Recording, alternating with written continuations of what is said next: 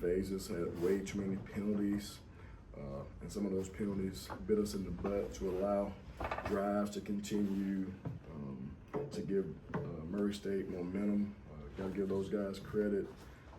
They played hard, they executed things, and they copycat some things that Ole Miss did, and you could see it show up. So we still got some things that we got to work on in all three phases. But really proud of the guys' effort. Got a chance to play some more guys. Very unfortunate we allowed them to score with our younger guys in the game, but we did see some good things out of some young players. And just what I just told our team, you got to earn the right to get on the field. This is not Little League where you just play guys. It's all earned in practice and what you do. And our practice effort and intentionality has to increase, and I'm sure it will. I'm not sure what did Vandy do tonight, y'all know? Is it still going on? I saw they were up 21-7. 21-7. Hope they win, so that'll be a good thing. I think they got a really good football team, but we're gonna celebrate tonight. Happy about the win. Like I say, thanks to our coaches and everyone involved in this victory. Wins are hard to come by, and we're going to celebrate them when we do have them. With that, I'll open up for questions.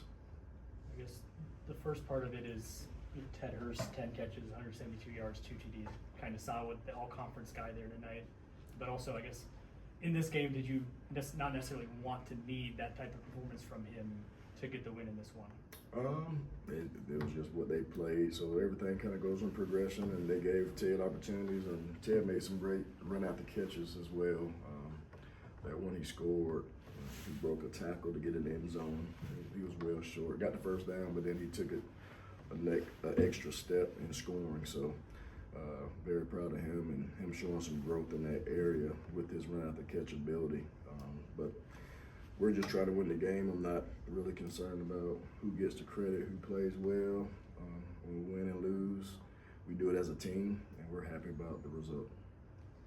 Coach, we saw you play, again, 2 quarterbacks, and we saw Cameron have 3 TDs, 9 for 11, did pretty well. Yeah, he did outstanding. He did outstanding tonight. So is that leaning towards maybe having a solid QB1, or are you still going to think about that too? Yeah, we're going to play the 2 guys because both of them got different skill sets. They offer different things to the game, and we're still growing our roster, so we're still finding different pieces and how to maximize things. A person that's of note that needs more reps is DJ Murray. DJ Murray is an explosive player for us. We got to find a way to get him on the field a lot more. Same thing with some of our old linemen, just finding the right chemistry up front. Had a lot of guys that were out due to injuries, illness. There's a lot of bugs going around, viruses going around right now. So we just got to continue to get better, improve, always put a good plan together and try to maximize those me guys that really warrant touches that can change the game and create more explosives. Defense was really good on 4th down. They had some key 4th down stops that helped us regain some momentum. And also, I think in the red area for the offense, we were a lot more efficient scoring touchdowns. We threw the 1 pick in the red area, which was disappointing. But, you know, those are points of emphasis. 3rd downs, I think we're just okay in both areas. So we still got to improve on that. The botch fumble gave momentum. Defense did exactly what we needed to do. Coming out of half, held them to 3 and out. They punted. We muffed the punt. And then defense did an outstanding job to make them have a field goal opportunity, and they missed that. So, like I said, our defense did a really good job when the momentum was leaning their way to kind of regain momentum for our team and our offense. What problems were they presenting as a run defense? Because it seemed like maybe you didn't have the night there you were maybe hoping for. I'm not gonna say it's so much what they did. I think it's more so what we didn't do and lack of execution and you know, part of the plan. So it's more so what we didn't do, we didn't execute. Had opportunities with certain things, and we just got to do better as coaches and present the material and the plan better. You got to give them credit too. They changed some things up, and they're a ball club that's improving and that's hungry as well. So you can definitely watch their first 2 games, you can see improvement from their first game to their second game, and just like tonight, they improved from their second game to tonight. So they're doing a good job, and I got a lot of faith in Coach and getting that right over there.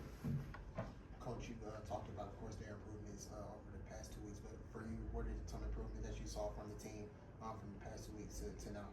Yeah, I thought the defense bowed their necks and made some critical stops when the offense was kind of sputtering, and we created some turnovers and put them in a bad situation, and they bailed us out. So that's always a positive when you can go out and stop someone, hold to a field goal, or create a turnover and really change the momentum of the game. So we got to play outstanding defense to have a chance at the goals that we want to accomplish, and we took another step forward tonight in that.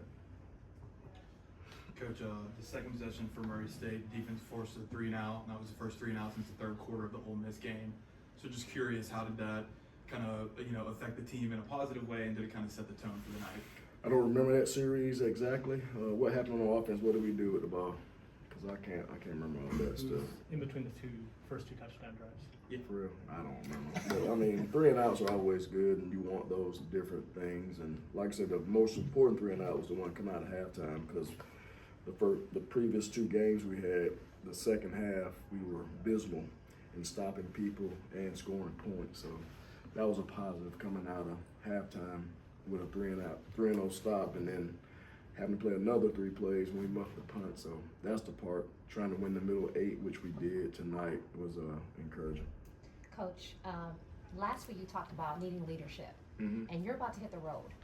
How can you look forward to that leadership from those players that you need to step up, for maybe players that don't know how to really handle the pressures of being on the road? Well, we've been on the road at Ole Miss and Vanderbilt. I've been there a million times. It's a good atmosphere. It's not necessarily going on the road and needing leadership. We need leadership during the week, and then that weekly leadership should carry over into the game. Myself, I love going on the road because you don't have to deal with tickets, you don't have to worry about people calling, you don't have to worry about this and that, so you can really lock in on what you got to do and to be a good football team, a championship type football team, you got to win some games on the road. Definitely want to defend your home turf, but when you're trying to build a championship program, winning on the road is the toughest thing you can do, and it takes everyone. It's going to take all 3 phases. It's going to take a great plan against a very good SEC opponent. You had referenced the 13 penalties. Is it stuff that through the week you're seeing in practice that's still carrying over into games, or is it you weren't expecting maybe this much of that to show up on this game? Yeah, you never expect this much to show up.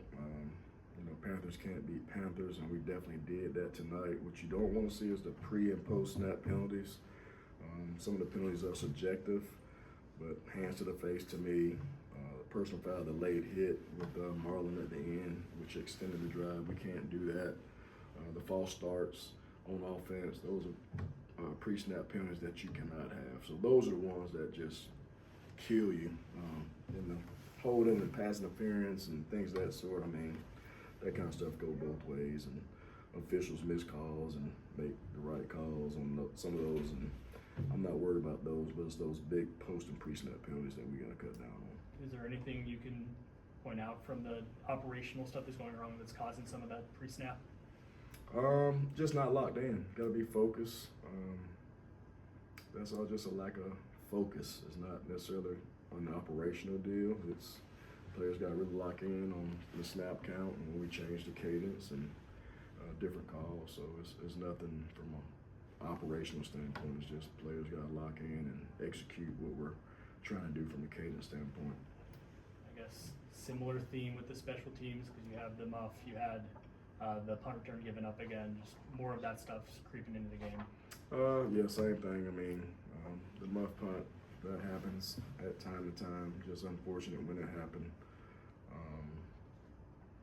don't think we had attempted any field goals, but we had a great punt by he really changed the field position on one of those punts, and that really helped us. So I would say we're probably a C grade special teams wise for the game. The freshman with the kickoff return on the squib kick, I mean, the ball was muffed, and And we showed that scenario, we've done that scenario, and he still thought like a freshman, thought he had to bring the ball out. So those are just learning experiences, and it's always good when you can learn from those experiences and still win.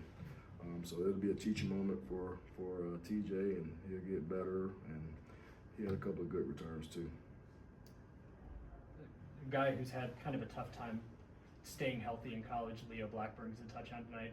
What are that moment for him getting a chance to kind of have some of the work he's put in pay off? Oh yeah, he actually has a couple of good catches tonight. Had a big first down catch as well, so I'm very happy for him. Very happy for our team for winning and going through some adversity tonight, which is always good when you come out on the winning end of the stick. And like I said, we want to enjoy this win tonight. Look at the tape, make corrections, do some self-evaluation of ourselves as coaches, because you get into that. You got 3 games on your belt, so we got to look at what tendencies we have, what do we need to break, what do we need to add or take away, and that's part of the adjustment phase too.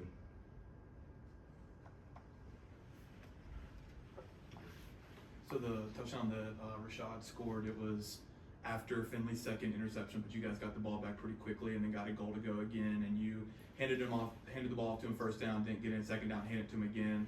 I'm just curious, after tried to get a little tricky there on the previous possession, was that next possession just kind of a keep it simple, if you will, and just hand the ball off? Well, Rashad made a hell of a run. We didn't block nobody, so that was all him. So we got to do a better job of executing and a better low red area plan of action. And Murray State did a good job of just selling out and really saying you're not going to run the ball in the end zone. And they gave us some opportunity to throw the ball, which the 4th and 1 to Ted in the first half, and then even with Cam Overton catching the one pass there at the end of the game. So you just got to do it, take advantage of what the defense is doing, and you can't block them all.